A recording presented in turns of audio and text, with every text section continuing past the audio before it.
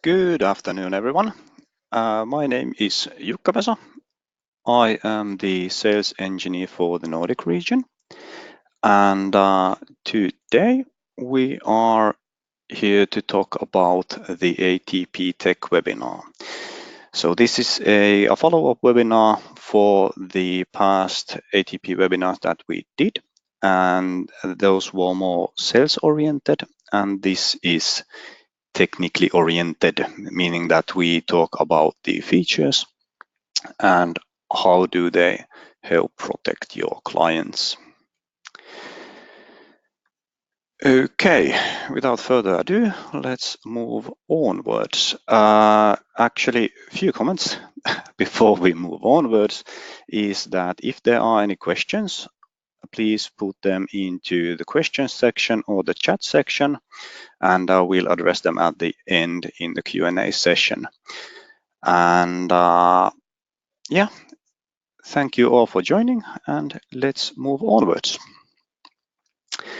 Okay, so agenda of today is a little bit of the same that we did on the first webinar. We talk about what advanced threats are, just briefly.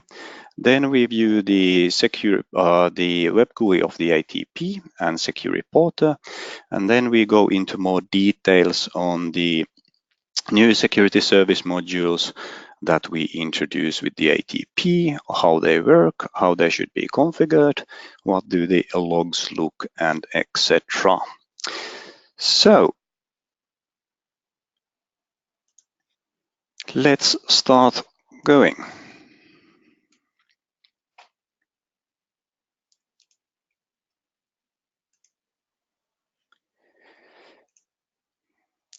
So what are advanced threats? Advanced threats are zero-day threats or new threats or more sophisticated threats. What do you ever want to call them? Basically threats that are unrecognized from the standard signature-based databases that are usually provided by third parties. Like in our example, we use Kaspersky or Bitdefender as an antivirus vendor for the databases. So with signature-based databases, we know which files are good and which files are bad. That is a certainty. But what we don't know is the completely unknown and what are suspicious or might be good files in this slide. So files that are not in any signature databases, those are the ones we need to deal with. And the issue is that more and more threats are renewable, they evolve constantly. So we see more and more threats that go unrecognized by the signature-based services.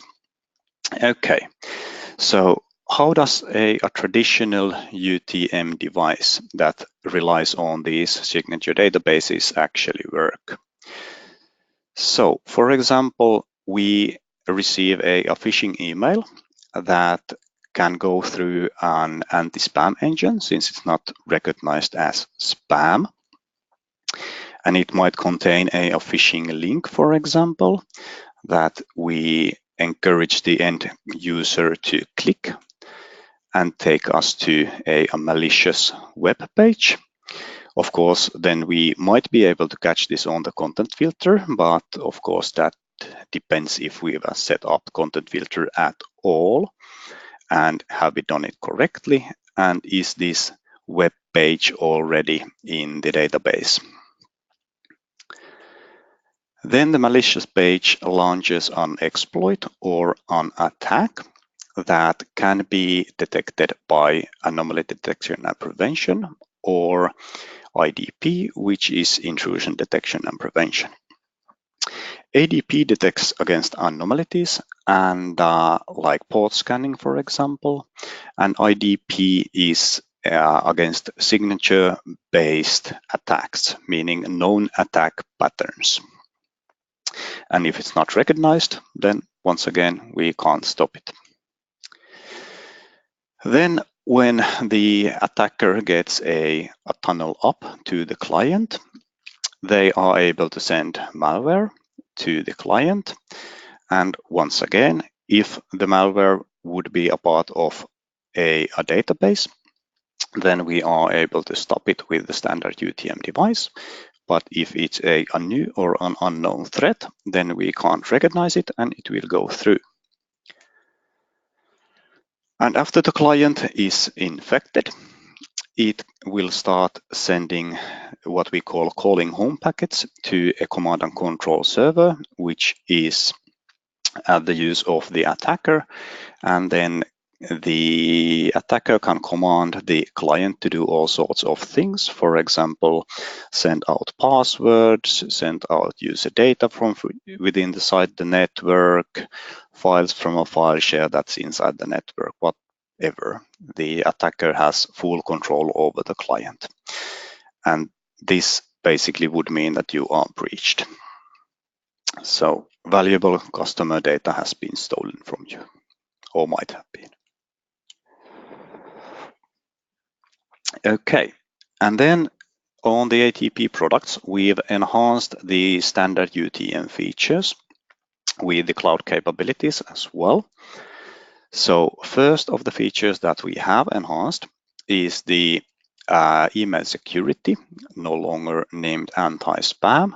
So it combines anti-spam and anti-phishing, which means that it is able to stop any emails with phishing links embedded in the emails. And even though the link might be hidden, the anti-phishing is able to detect that it's a phishing link, so it prevents the client forever receiving the link or the email. Then the next improvement that we have done is on the advanced anti-malware. So for the malware engine, we've enhanced so it relies on a cloud threat database as well. So it combines multiple different types of databases, meaning that it still relies on the third-party signatures, but it also takes a cloud query from the cloud threat database. So if the file is unrecognized from the local database of the ATP device, it will query it from the cloud and then gain a lot more access to the bigger databases that constantly evolve and are optimized for your regions, hit counts, etc.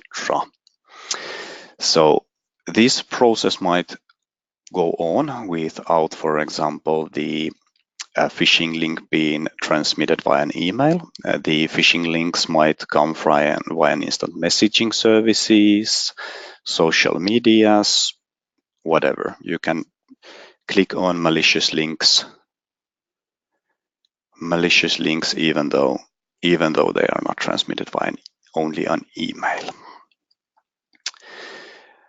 Then the last scenario and the last improvement that we've done on the standard services is called botnet filtering. You and the client's PCs and computers devices can get infected from elsewhere as well, meaning from a USB stick, from another network, even though your gateway might protect you when you are inside the office or wherever. Your PCs usually go around and you might get infected elsewhere. And with a botnet filter, we are able to block the clients from sending the call home packets to the command and control servers, which then again prevents the CNC server and the attacker forever using the client, even though the client is actually infected. But since they can't recognize that it's at their disposal, they can never use it. Okay, and then on top of all of these enhanced features, we introduce a last line sandboxing solution. So last line is a top-of-the-range company that provides sandboxing solutions, and it's used by multiple vendors. And in the previous presentation, we talked a bit more about the last line, the tests that they went through. So you can, for example, just Google last line and last line the tests. So sandboxing is an added layer for us to analyze and check the unknown files for further and then enhancing the databases. More in detail on that later. So basically, just as a summary, anti-spam has changed its name to email security with the added anti-phishing function. Antivirus has changed to anti-malware with the help of the cloud threat database. And then we've added a new feature called the botnet filtering. And actually the IDP nowadays includes ADP as well. And these, on top of these traditional UTM services, we also provide the extra layer that comes from sandboxing. Okay. Then just a brief look on the ATP GUI and the Secure Reporter. And once we are going through all of the features, I'll show you what it looks like actually on a live device and what kind of monitoring interfaces and configuration interfaces you can find from the device. So the ATP will have a similar type of, or has a similar type of GUI than the VPN series. It's refreshed from the USG series, but if you are familiar with Zywells of the past, you can probably find your way around quite easily. It's more of a cosmetic and an analytic add-on rather than just a whole rework of the configuration logic or anything. So if you're familiar with the old stuff, you will be fairly familiar with this one as well. Then from the reporting side, we've added a page called Advanced Threat Protection, which gives you an overview of what the device has actually scanned. So the field on the left-hand side, which says scan traffic, is since a reboot, and the security statistics are from past 7 days. And if you have not set up some feature, for example, we see app patrol showing no data available, it gives you a direct link to the settings page that you can adjust it so you can see the data and block accordingly, however you wish. Okay. Secure Reporter is a cloud-based monitoring, reporting, and alerting platform that is included in the ATP license and in the device. So if you are using the security services at the ATP, this is at your disposal as well. So it gives you, of course, analytics. You can easily see who has consumed bandwidth, which clients have been attacked, where the attack is coming from. This kind of information just easy to view, and you can get easy graphs out with geographical locations, etc. You can also do reporting. You can also do customized reporting, meaning that you can customize your company's logos, for example, and send a weekly or on request report to the end customer and telling them that this is actually why you need a firewall. This is everything that it has been blocked during some hours or some days, or whichever way you want to set it up. Alerting also, you are able to get alerts to the Secure Reporter app or by an email. And if something goes down, if there are certain parameters reached, so a gateway is under attack or something like that, you are able to get a notification from it. And of course, monitoring and visualization as mentioned, so you can get nice kind of graphs out of it. Just easy viewing of your security devices all in one place. So similar type of structure than if you are familiar with our Nebula equipment. So you have an organization and a site type of structure on the security portal. So you can easily view different kind of companies and get alerting from there. Okay, and then we move on to the service modules. So going in more deep on what the security features actually do, how they do it, and why are they needed.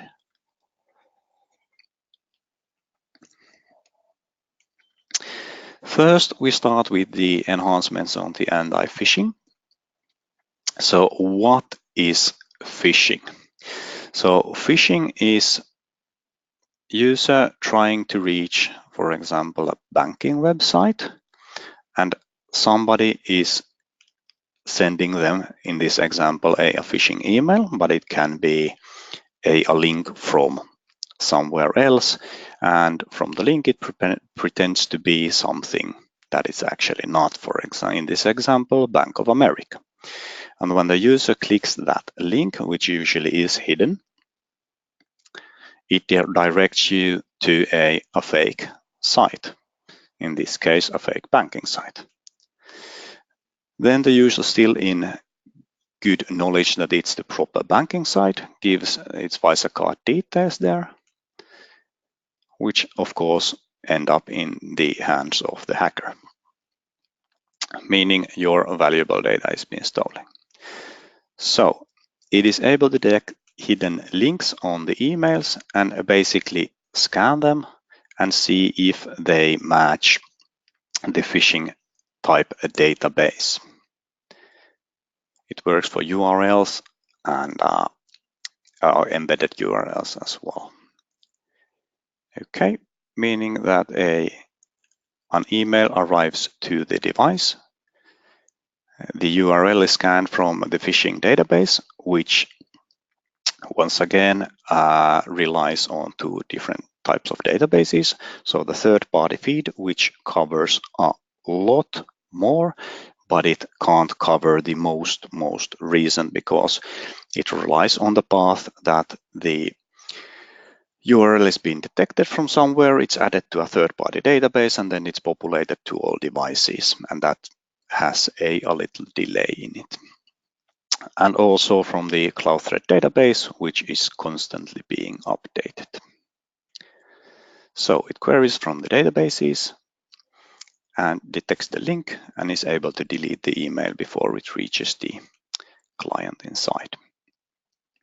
The configuration page looks from email security basically like this. You are able to just tick a box and it's able to detect the phishing emails.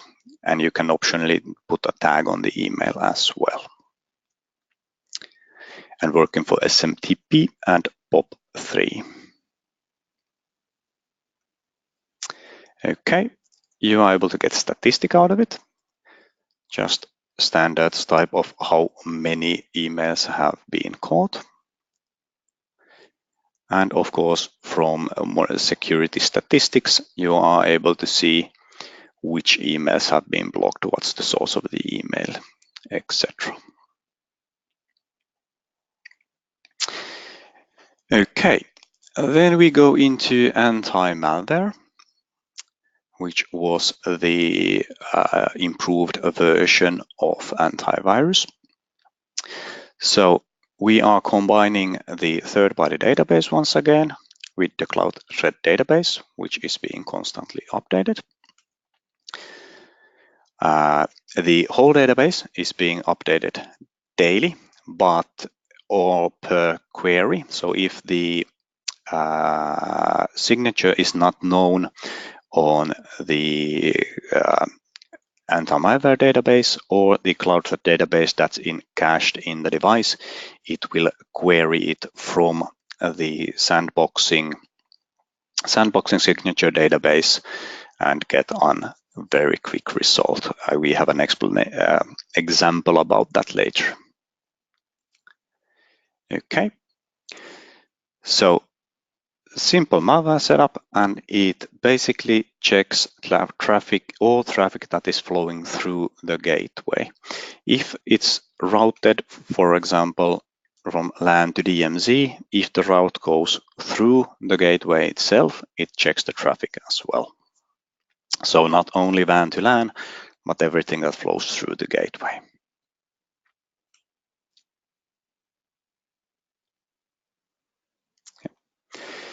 The configuration of the anti-malware setup is basically, since it scans all traffic that is going through the gateway, you just enable it and select the actions you want to do. And if you want to log an alert, you can also create white and black lists and select the behavior, what it does when it encounters a decompressed file, if it can't decompress it. Okay, then I already forgot to show you the email security. So I will show you the email security and anti-malware from the device. So this is what an ATP device looks like. And if we go to the configuration and security services, we can find all the security services here.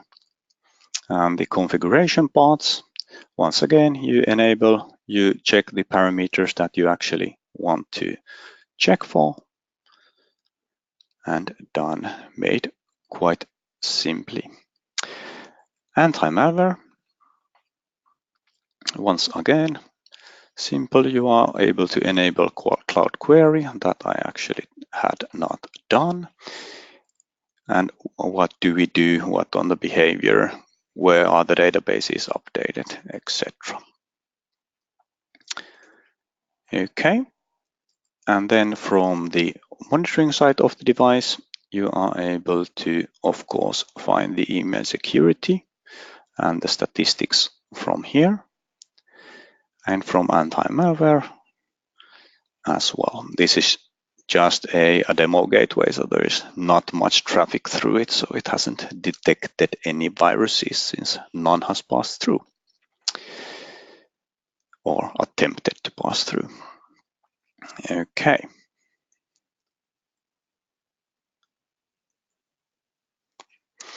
Then we move onwards to botnet filtering. So what is a botnet? A botnet is a group of computers used by an attacker via command and control server. So bunch of infected devices all over the globe that are at somebody's usage. They are usually used for DDoS attacks or sending spam emails or just stealing data, as mentioned earlier. Okay, so how do botnets spread? There are multiple ways. This example is made by a peer-to-peer network, meaning that when you start, attacker uploads a file to, for example, to a torrent network, or a part of a file to a torrent network. The file itself might be valid. And then when users A, B, and Z start downloading it, they also, of course, get the virus attached. And then the PCs are infected. And when they are infected, they might not actually react immediately, but they just wait for commands. So the end user might not even notice that the PCs are infected. So how do botnets then work? The infected PCs and infected device report to a command and control server. And once again, before the attacker actually does something, the PCs themselves might not show any symptoms of being infected. if any virus databases or anything hasn't recognized that they are infected. Okay, and then in this example, the attacker sends a stealing password commands through the command and control server to each and every infected PC. And they, of course, return with the passwords, and then the attacker can have it. So, for example, keyloggers, they can log your whatever you type on the screen. They can search for patterns, for example, email address and the following password. Then they already know that that's a passcode probably for somewhere. And they can match it for a URL you typed just earlier. Okay, so the concept of botnet filtering is based on, once again, databases and the Cloudthread database, which is kept up to date constantly. So we monitor traffic from inside out to IP addresses. So if the clients try to reach the IP addresses or the URLs that we know are being malicious or used by CNC servers or botnet sites, we are able to block that. And the same goes the other way around. So if the CNC server, that is a known CNC server, can try and connect to each client at the network, we are able to block that connection as well. So basically, we are able to isolate the clients that the hackers and command control servers cannot use them. The configuration of botnet filtering is fairly simple. Once again, you just enable IP and URL blocking. You select what you want to block, or do you actually want to block it? That's an option as well. You are able to pass and log only as well. So you can just collect data. And rejecting sender, receiver, or both. Usually, of course, you would like to block these and just select reject both and block. And a notice that you always should have the enable HTTPS domain filter for HTTPS traffic on, since it uses the same engine. Without this, it's unable to detect HTTPS pages. Statistics. Once again, you are able to see a summary of statistics. What has it blocked? What's the source IP? What's the botnet's IP, category, etc.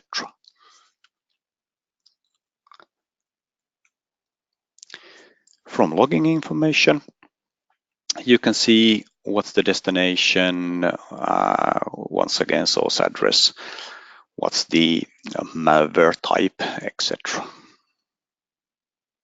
What's the URL or IP. Okay. So, botnet filtering from the device itself, the statistics, but once again, no hit counts, so no data. This is a demo firewall. Unfortunately, not much content to it. And the botnet filtering, URL blocking and IP blocking just set on and go from there. Yeah. Of course, I'll just briefly show you the ATP page. It looks like this. Okay. And then we move to sandboxing, the crown jewel of ATPs. So why do we need sandboxing? It's a little repetitive from the past, but we know what is on the blacklist and we know what is on the third-party signatures. And what we do not know, we cannot detect without these type of systems in place. Okay, So what is a sandbox? A sandbox is a virtual isolated environment which we can safely emulate the files. We send the file to the sandbox. It's in an isolated environment where the file is executed. It's being checked how it behaves. Is this malicious or not? What's the file behavior? Then it's been identified. Is this malware or is this a safe file? Then the results are being, of course, analyzed.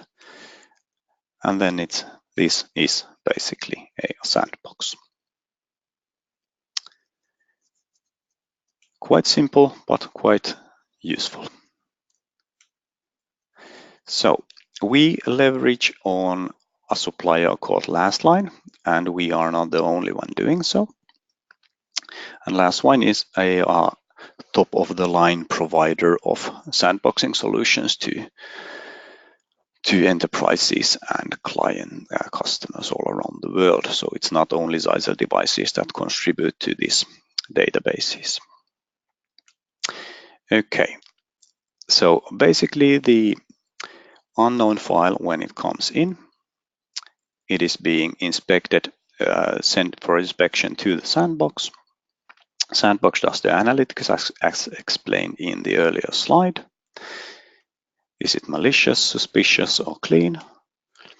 And then it's feedback to the device. And then based on this, the device is able to make a decision, will the traffic pass or not?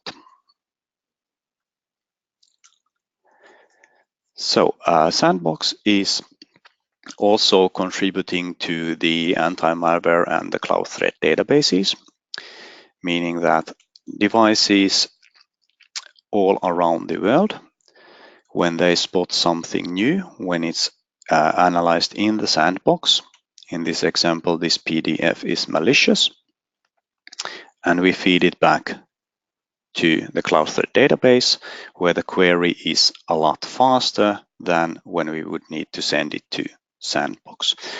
There is an example about this later on. So you can see what's the difference when you actually analyze it in a Sandbox and when you get a query from it.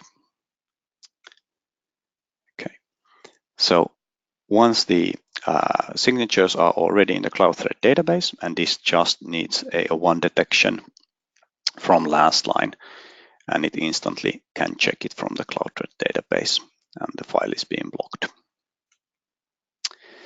Okay, sandboxing inspection once again goes in many directions. From WAN to LAN, we are able to inspect the traffic. From DMZ to LAN, from LAN to DMZ. These are just anything that passes through the gateway, once again, from an interface to another, can be checked.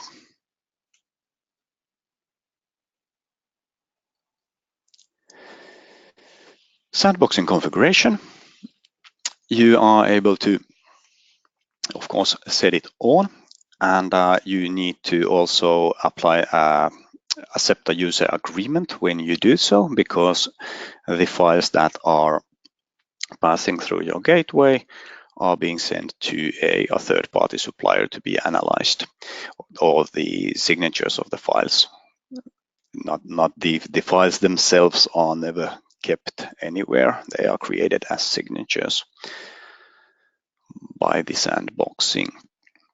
So you are able to select the behavior. Do you destroy the malicious or suspicious files? What file types does it actually scan and send to sandboxing? Once again, general statistics, what type of file names have we passed through? How many files have we actually scanned? How many of them have been malicious or clean? Just general statistics. And from the login information, you can find, once again, more details. So in here, we have an example of the cloud threat database, one device contributing and one device learning. Please note that the devices are in different time zones. So the upper device is in Finland and Finnish time zone, so it's an hour ahead of the device below. So first device finds an unknown file, in this example STB 100 something PDF from Zyzel's FTP server in Denmark. And cloud takes 8 minutes for it to analyze and feed back to the device. It might take up to 15 minutes depending on the size of the file, etc., where it's been analyzed. So how long is the feedback? And the feedback in this case is that it is a safe file. And then ATP device number 2. Since the ATP1 already contributed the information that it is a safe file, and even though the ATP2 is downloading the same file with the same hash from a different destination, an FTP server in US in this example. Since the file and the hash matches, it automatically recognizes that this is a safe file and responds really quickly. In this example, took 4 seconds, since the file had already been analyzed. Okay, so that was it. And now we start going through any questions that there might be.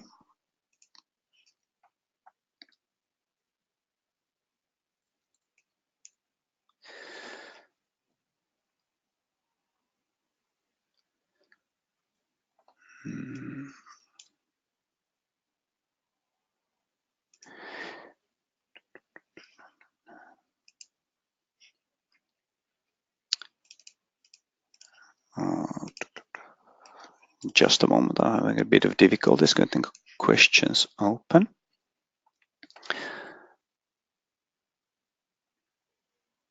So the questions are about non-POP emails. So it supports POP3 and SMTP. And through other HTTPS, other encryption. The Office 365s, etc., have their own spam filters as well. But if the emails are these protocols, it will be able to detect them. So SNMP and POP3.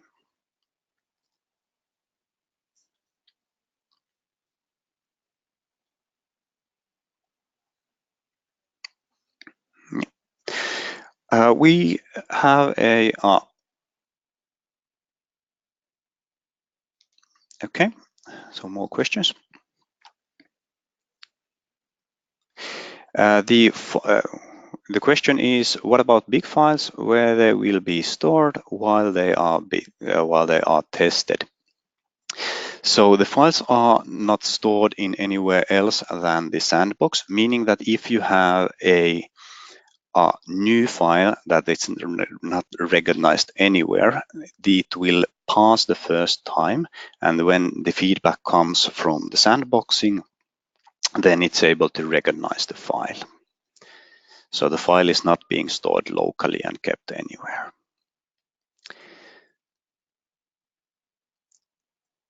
Is this system available on all Zyzel firewall devices? No, unfortunately not, just on the ATP devices, so just ATP series devices. Is the VPN capacity same as the USG then? That depends on the model of the product, and you can find that from our data sheets. So do you mean the VPN throughputs? You can find those from there as well, and you can find the amount of supported VPN connections. The same types of VPN is supported as in the USG series, so that doesn't vary. So SSL, IPsec VPN for different site-to-site and site-to-client scenarios, and L2TP as well from client-to-site scenarios.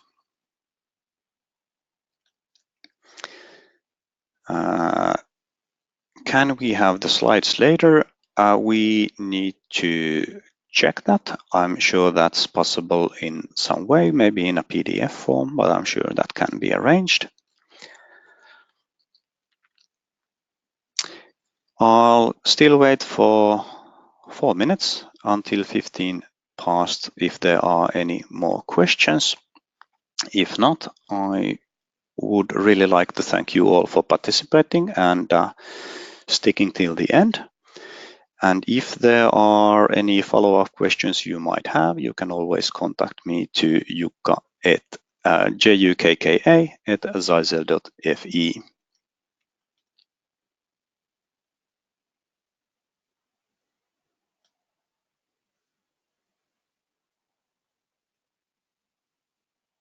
Yeah, thank you to all.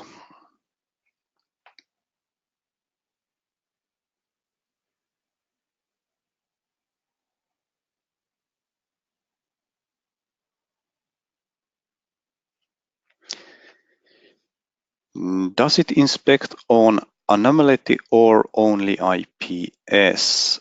I don't really understand the question. ADP inspects on anomalies like port scanning, for example.